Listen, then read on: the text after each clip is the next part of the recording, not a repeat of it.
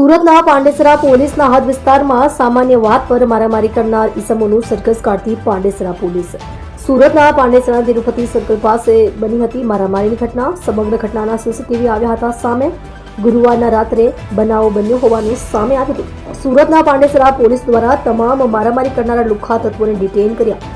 સામાન્ય બાબત પર હુમલો કરવા મામલે સુરત શહેર પાંડેસરા પોલીસે જ્યાં ઈસમો દ્વારા મારામારી કરી હતી તે જ ઘટના સ્થળ પર આરોપીઓને ઝડપી સરઘસ કાઢી કાયદાનું ભાન કરાવ્યું। જોડાઈ રહો નવા સમાચાર જોવા આજ કી પુકાર ન્યૂઝ ચેનલની સાથે ડાયરેક્ટર ચિરાગ દરજી સાથે।